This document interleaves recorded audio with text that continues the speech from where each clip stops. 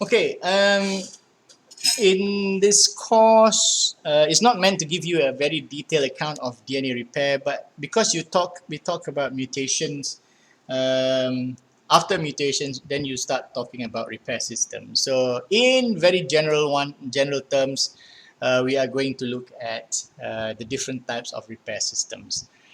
Um, I mean, mutations always occur. Bacteria replicates every 20 minutes or so. So there's a lot of activity, and because it relies on making new DNA all the time, so there tends to be a lot of mistakes. Even for viruses, one of the reasons why is it's so difficult to tackle or to find cures for certain types of viruses is that because as it replicates, it mutates. And when it mutates, so that means you have because most of the drugs are designed to bind to certain parts of them. So when it mutates, then you cannot bind. So you have to get new drugs and so on. Okay, so mutation is good for bad things like viruses and bacteria. It's good for them because it lets them survive. But mutation is not good for us um, because it causes diseases and so on. Unless you are X-Men, where mutations are actually good for you, but we're not X-Men. So we are normal human beings, so we don't want mutations.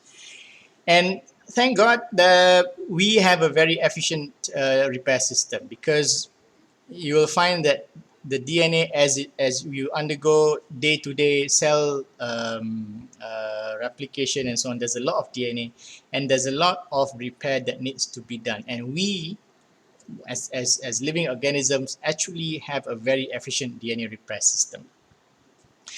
Again, when we study mechanisms, we don't really study in human, we study in bacteria. So in E. coli, there are at least 5 different DNA repair systems.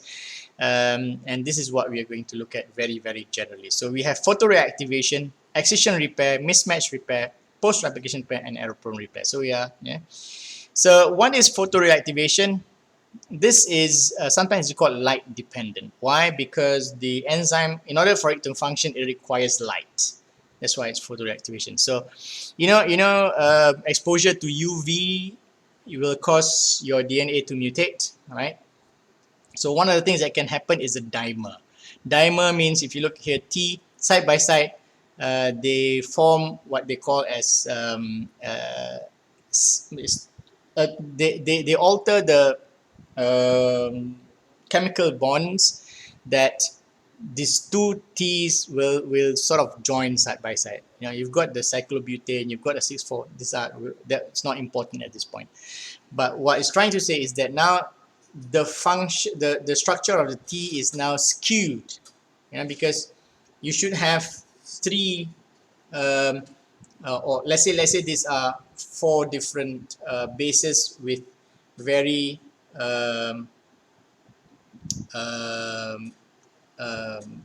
fixed spaces, but because these two now has interacted, so it's changing the whole structure of the DNA.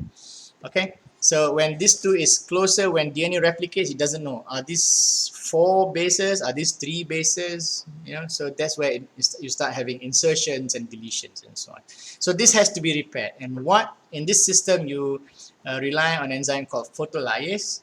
Photolyase is also called direct repair. That means this will straight away go to that region, you can see the photolyase, and immediately cuts off whatever bond that had occurred between these 2 molecules and then repair them.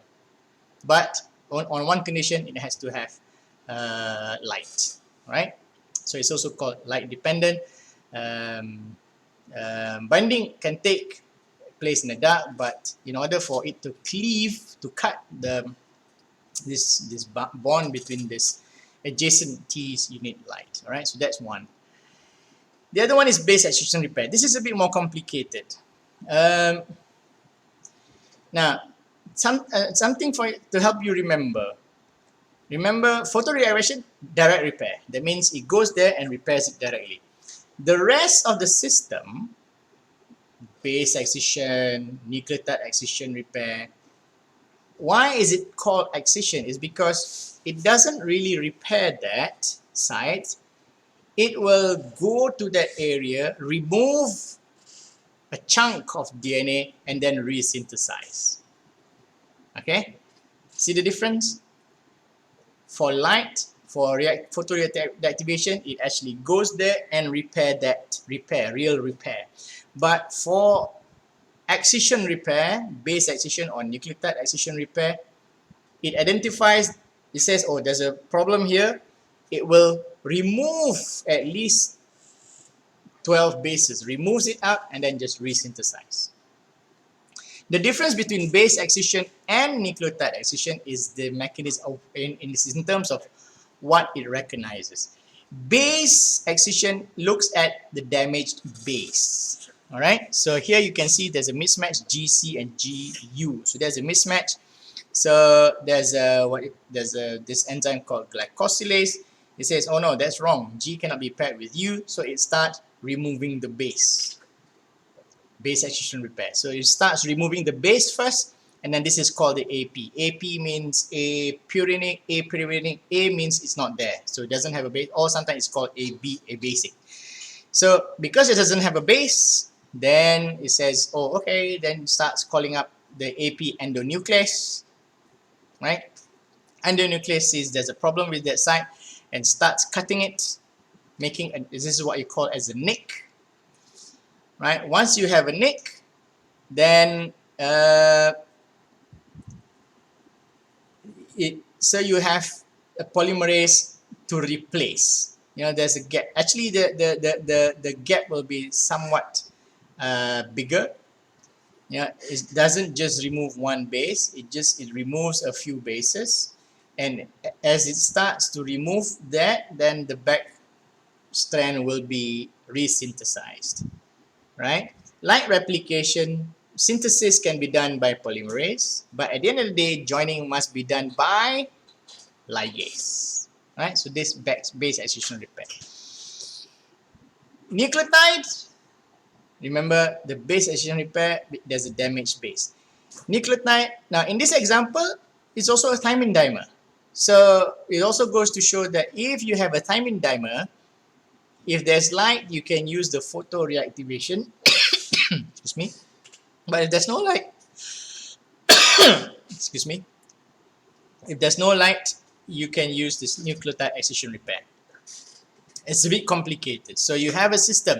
This trimer means 3 molecules of 2 A's and 1 B. This becomes the scanner. It scans for mutation. It detects. Once it detects, B will bind, and then A will say, okay, that's my job done. All right, so it binds, and then it's sort of, you can see the DNA is drawn. That's a straight DNA, but it sort of bends it. All right, so the DNA will be bent. It's sort of like to expose where the problem is, and then it recruits another enzyme C. C will bind. Here's what happens. Now C says, okay, there's a problem there, binds with the B. What C does, it cuts, makes a cut. So you can see here there's a 5' nick and 3' nick. So that means damage is here, it will cut upstream, it will cut downstream. Just one strand. It cuts and then it leaves. And then there's another enzyme. There's a helicase. What does helicase do? It unwinds. So helicase binds and then removes 12 bases. Removes. So now you have a big gap there. Then this gap then is then repaired by polymerase 1. And then finally that is joined by ligase. What's the difference between this and base excision repair? Remember, base excision repair starts with removal of the base. But in this situation, in this example, the whole nucleotide fragment, the a few fragments are removed altogether. Yet another example is mismatch repair. Here you can see a G has been paired with a T. Now this system requires the identification of this particular sequence, CTAG. Yeah. Again, it involves different molecules. You have the first one, mut S. Again, this is an E. coli. Mut S scanning the DNA and then finds, oh, there's a mutation in G and T. This is a mismatch. Once it does that, then it says, okay, look for CTAG upstream, CTAG downstream. If it finds it, then it starts to recruit other these are genes that are called mut H. So mut, see here, you know, there's this big mut L, and so one it starts off with mut S will call in mut L will call in mut H. These are different proteins, and what you have is that this is the region where there's a problem, and then you find the CTAG. Also look at, this is the methylated site, right? This is important, so it requires methylation. I'll tell you why it's important. So once you have that, there are two possible pathways. You either have this, you either have that. What can it do? It can either excite, it cuts on this side and removes and synthesis, or it cuts on that side and removes and synthesis. Now, normally mismatch repair occurs backup for replication after proofreading.